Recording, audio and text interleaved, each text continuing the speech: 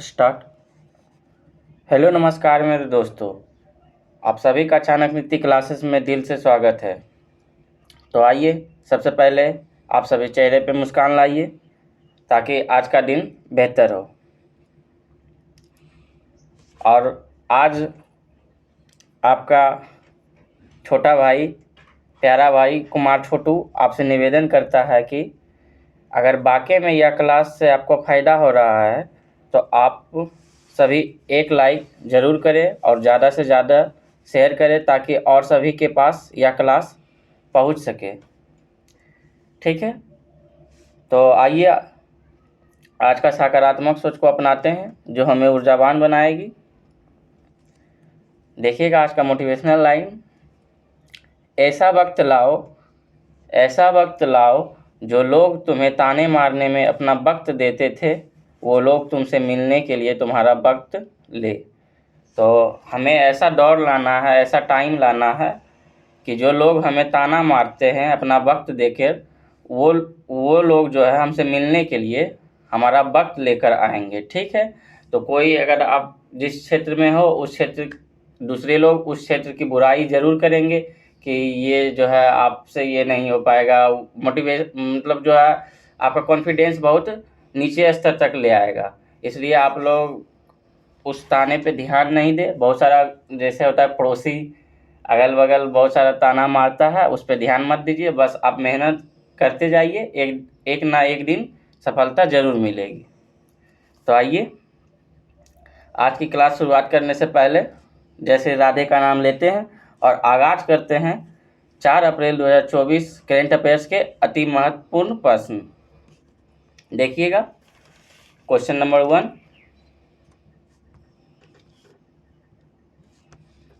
और सभी लोग लाइक और शेयर कीजिएगा। हम ये बार बार बोलने में अच्छा नहीं लगता है। अगर आप लोग को वीडियो अच्छा लगता है तो ज़रूर लाइक ज़रूर कीजिएगा और शेयर ज़्यादा से ज़्यादा कीजिएगा। ठीक है, तो क्वेश्चन नंबर 1 देखिएगा।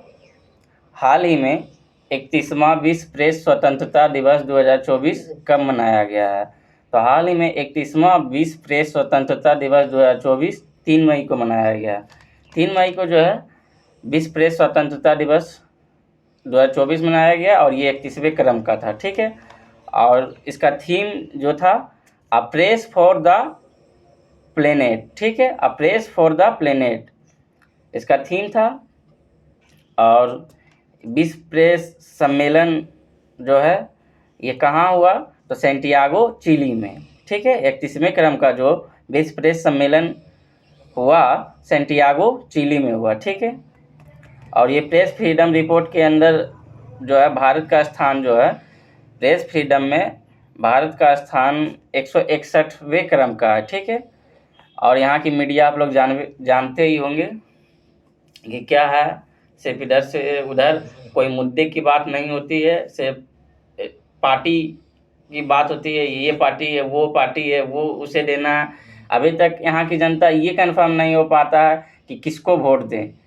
ये समझ ही नहीं आता है क्योंकि ऐसा नेता ही है, इधर देना इधर देते हैं तो इधर भी दिक्कत, उधर भी देते हैं तो उधर भी दिक्कत। नेता ही हम लोग का एक तरह से जो है पूरा सिस्टम खराब करके रख चुका है। ठीक है, इसलिए आप लोग जब विश्व प्रेस स्वतंत्रता दिवस 2024 का मनाया जाता है तो 3 मई को, इसको ध्यान रखिएगा। दिवस जो है बहुत महत्वपूर्ण टॉपिक है, यहाँ से एग्जाम में एक ना एक क्वेश्चन आता ही है। ठीक है, क्वेश्चन नंबर 2 देखिएगा।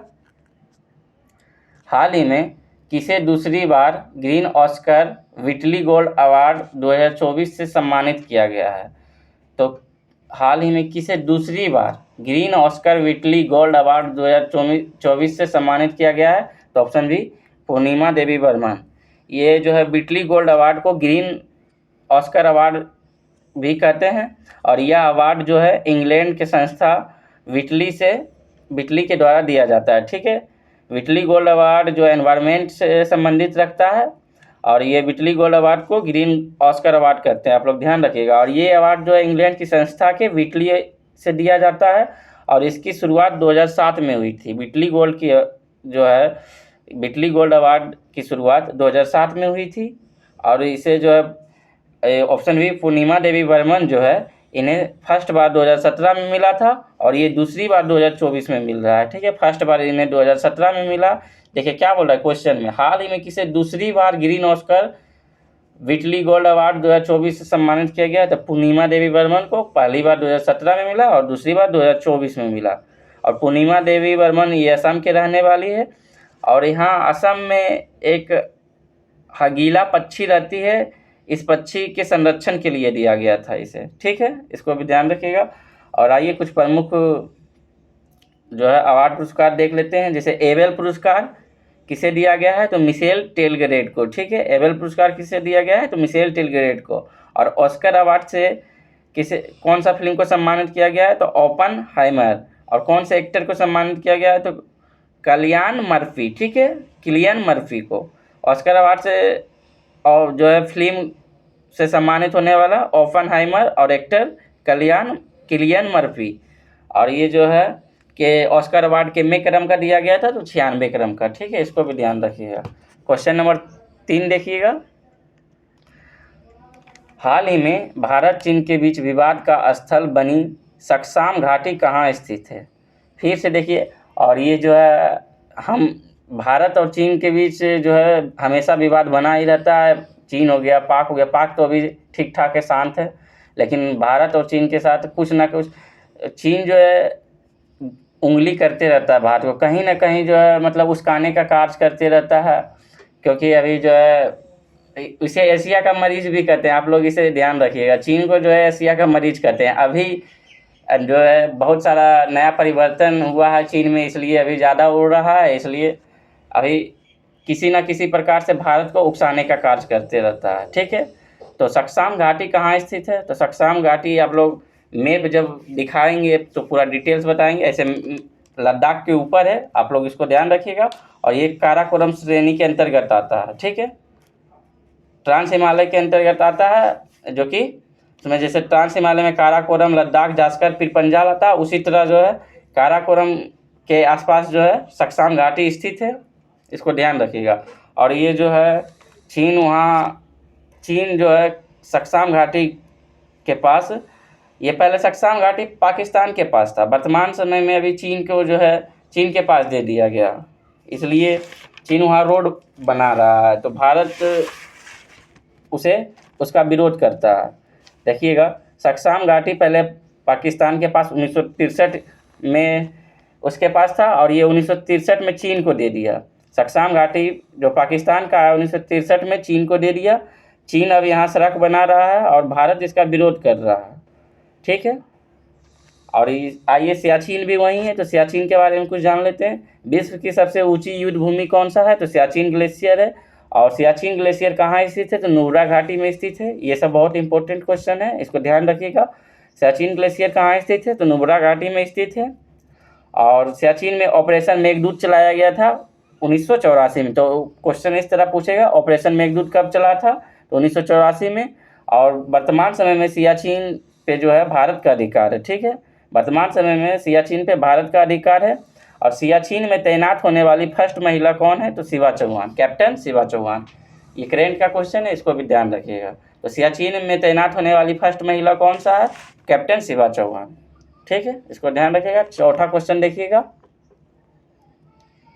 हाल ही में दुनिया का सबसे गहरा ब्लू होल कहाँ खोजा गया, तो दुनिया का सबसे गहरा ब्लू होल कहाँ खोजा गया है, तो ऑप्शन बी मैक्सिको। मैक्सिको में जो है दुनिया का सबसे गहरा ब्लू होल खोजा गया और इसका नाम जो है तमजा ब्लू होल है।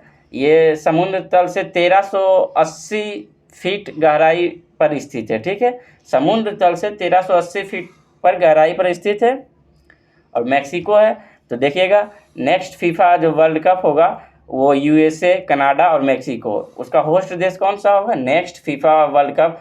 जैसे 2022 में कतर दोहा में हुआ था, तो 2026 में होगा यूएसए, जो 2026 में फीफा वर्ल्ड कप होगा उसका होस्ट देश होगा यूएसए, कनाडा, मैक्सिको। और अगला पॉइंट देख लीजिएगा, विश्व का सबसे बड़ा गर्त जो है मरियाना ट्रेंच है, इस जो प्रशांत महासागर में, आप लोग जानते ही होंगे। विश्व का सबसे बड़ा गर्त कौन सा है, तो मरियाना ट्रेंच है और ये प्रशांत महासागर में स्थित है। पांचवा क्वेश्चन देखिए, हाल ही में अमूल T20 विश्व कप 2024 में किस क्रिकेट टीम का प्रायोजक बना है? तो हाल ही में अमूल T20 विश्व कप 2024 में किस क्रिकेट टीम का प्रायोजक बना है? तो T20 विश्व कप 2024 में अमूल जो है दक्षिण अफ्रीका और USA, option A and B दोनों होगा। दक्षिण अफ्रीका और यूएसए का जो है अमूल जो है T20 विश्व कप में प्रायोजक बना है, दक्षिण अफ्रीका का और यूएसए का। ठीक है, इसको ध्यान रखिएगा। और ये जो T20 विश्व कप 2024 हो रहा है ये कितने क्रम का है? तो 9वें क्रम का है, इसको भी ध्यान रखिएगा। और फर्स्ट T20 वर्ल्ड कप जो हुआ था 2007 में हुआ था, और उस 2001 T20 वर्ल्ड कप का होस्ट देश साउथ अफ्रीका था और विजेता जो है भारत था। इसको भी ध्यान रखिएगा। फर्स्ट T20 वर्ल्ड कप 2007 में हुआ था और होस्ट देश साउथ अफ्रीका था और उस टाइम विजेता देश भारत था। और वर्तमान समय में कुल 20 टीम भाग लिए हैं। ये जो 90 क्रम का T20 वर्ल्ड कप होगा इसमें कुल 20 टीम भाग लिए हैं। और इसमें ब्रांड एम्बेसडर जो चुना गया है भारतीय जो है युवराज सिंह है, और उसेन बोल्ट को चुना गया है और क्रिस गेल को चुना गया है। और इसका होस्ट देश अभी यूएसए और वेस्ट इंडीज है। ठीक है, और आयरलैंड के जो है 20 टीम में आयरलैंड और स्कॉटलैंड के जर्सी पर नंदनी जो कर्नाटक का मिल्क फाउंडेशन है उसके जर्सी पर नंदनी प्रोडक्ट जो है कर्नाटक का मिल्क फाउंडेशन है उसके जर्सी पे अंकित किया गया है। ठीक है, और यूएसए और साउथ अफ्रीका का जो है ये अमूल जो है यूएसए और साउथ अफ्रीका के जर्सी पे अंकित किया गया है अमूल। ठीक है, इसको ध्यान रखिएगा। छठा क्वेश्चन देखिएगा। छठा क्वेश्चन है हाल ही में एनपीसीआई ने यूपीआई के समान भुगतान प्रणाली विकसित करने के लिए पहली बार, क्वेश्चन कट गया है पीडीएफ बनाने में, पहली बार अंतर्राष्ट्रीय स्तर पर किसके साथ समझौता किया है? तो नामीबिया के साथ। ये जो एनपीसीआई है ना, एनपीसीआई यूपीआई के साथ अंतर्राष्ट्रीय स्तर पर किसके साथ समझौता किया है? तो नामीबिया के साथ, ऑप्शन सी नामीबिया के साथ। यूपीआई का फुल फॉर्म आप लोग जानते होंगे, यूनिफाइड पेमेंट इंटरफेस। ठीक है, यूपीआई का फुल फॉर्म, भारत में सबसे ज़्यादा यूपीआई यूज हो रहा है तो यूपीआई का फुल फॉर्म आप लोग ध्यान रखिएगा, यूनिफाइड पेमेंट इंटरफेस। और इसे भारत में कब लॉन्च किया गया था? तो यूपीआई को भारत में कब लॉन्च किया गया था? तो 2016 में। इसको भी ध्यान रखिएगा, यूपीआई को भारत में कब लॉन्च किया गया था? तो 2016 में। यूपीआई का अप्रूवल देश जो किस किस देश में मिल चुका है? तो फर्स्ट यूरोपियन देश फ्रांस को मिल चुका है, या पहला यूरोपियन देश है जिसे यूपीआई का अप्रूवल मिल चुका है, फ्रांस। दूसरा श्रीलंका, और तीसरा मॉरिशस हो गया, और सिंगापुर में भी यूपीआई का अप्रूवल मिल चुका है। और पांचवा यूपीआई जो है यूएई में नियो पे के द्वारा समझौता हुआ है। यूएई में जो है दुबई में यूएई नियो पे द्वारा यूपीआई का समझौता हुआ है। ठीक है, तो France, Sri Lanka, Mauritius, Singapore, UAE जो है अप्रूवल मिल चुका है, यूपीआई का अप्रूवल मिल चुका है। ठीक है, सातवां क्वेश्चन देखिएगा। हाल ही में 8 ट्रिलियन रुपये से अधिक के मार्केट कैप के साथ भारत की शीर्ष 5 कंपनियों में शामिल होने वाली उपलब्धि किसने हासिल की है? तो 8 ट्रिलियन रुपये से अधिक मार्केट कैप के साथ भारत की शीर्ष 5 कंपनियों में शामिल होने की उपलब्धि किसने हासिल की है? तो ऑप्शन ए आईसीआईसीआई बैंक। ठीक है, आईसीआईसीआई बैंक, इसको ध्यान रखिएगा, आईसीआईसीआई बैंक। ये जो 8 ट्रिलियन रुपये से अधिक के मार्केट कैप के साथ भारत के शीर्ष 5 कंपनियों में शामिल होने की उपलब्धि हासिल की है। ठीक है, तो फर्स्ट में कौन है? तो फर्स्ट में रिलायंस इंडस्ट्रीज है। ठीक है, फर्स्ट में रिलायंस इंडस्ट्रीज है, और सेकेंड में टीसीएस कंपनी है, और बैंक के मामले में फर्स्ट एचडीएफसी होगा और सेकेंड स्थान पे आईसीआईसीआई बैंक है। ठीक है, इसको भी ध्यान रखिएगा। 8वां क्वेश्चन देखिएगा। हाल ही में चर्चा में रहे हज प्ले टू अभियान का संबंध किससे है? तो ये जो चर्चा में रहे हज प्ले टू अभियान का संबंध राष्ट्रीय डोपिंग रोधी एजेंसी से है। राष्ट्रीय डोपिंग एजेंसी रोधी जो है ये बहुत सारे खिलाड़ी जो है भारत का फर्स्ट स्थान है ये राष्ट्रीय डोपिंग में। जैसे बहुत सारे खिलाड़ी खेल से पहले नशीली पदार्थ दवाइयों का उपयोग करते हैं, जिससे जो है खेल में शरीर को एक्टिवेट ज़्यादा जल्द कर देता है। तो इसलिए इसमें राष्ट्रीय डोपिंग में जो है भारत का फर्स्ट स्थान है। और ये जो है चर्चा अभी हाल ही में हज प्लेटरू अभियान चलाया गया है, जिससे इसका अर्थ है मतलब हज प्लेटरू जो चलाया गया है, इसका मुख्य उद्देश्य है कि जो है बिना नशीले पदार्थ का उपयोग किए बिना जो खिलाड़ी खेल को खेलेंगे, मतलब खेल को खेल की भावना में रहने दें, ना कि जो है डोपिंग का इस्तेमाल करें। इसका मुख्य उद्देश्य था। और डोपिंग के मामले में भारत जो है फर्स्ट स्थान पे है, इसलिए यह अभियान चलाया गया है। ठीक है। और ये नाडा द्वारा संचालित किया गया है। ठीक है, इसको ध्यान रखिएगा। 9वां क्वेश्चन देखिएगा। हाल ही में पहली बार दिल्ली दुबई रूट पर एयरबस A350-900 के साथ अंतर्राष्ट्रीय यात्रा की शुरुआत किसने की है? तो पहली बार दिल्ली दुबई रूट पर एयरबस A350 और 900 के साथ अंतर्राष्ट्रीय यात्रा की शुरुआत किसने की है? तो option C Air India. Air India जो है दिल्ली और दुबई रूट पर ये जो एयरबस A350 और 900 के साथ अंतर्राष्ट्रीय यात्रा शुरुआत की है। तो ऑप्शन सी एयर इंडिया। और इसकी क्षमता जो है 15,000 किलोमीटर है। ये बहुत मतलब लंबी दूरी की एरोप्लेन है। और एयरबेस कहाँ की कंपनी है? एयरबेस जो है जहाज निर्माता कंपनी है। तो एयरबेस कहाँ की कंपनी है? तो फ्रांस की कंपनी है। और बोइंग कहाँ की कंपनी है? तो USA की कंपनी है। इसको भी ध्यान रखिएगा। 10वां क्वेश्चन देखिएगा। हाल ही में वर्ष 2034 में परिपक्व होने वाले फ्लोटिंग रेट बॉन्ड किसने लॉन्च की है? तो हाल ही में वर्ष 2034 में परिपक्व होने वाले फ्लोटिंग रेट बॉन्ड किसने लॉन्च की है? तो RBI ने जो है 2034 में परिपक्व होने वाली फ्लोटिंग रेट बॉन्ड लॉन्च की है। इसको ध्यान रखिएगा। आइए RBI के बारे में कुछ जान लेते हैं। तो RBI 1934 एक्ट के द्वारा लागू हुआ और इसकी स्थापना यंग हिल्टन समिति द्वारा किया गया था।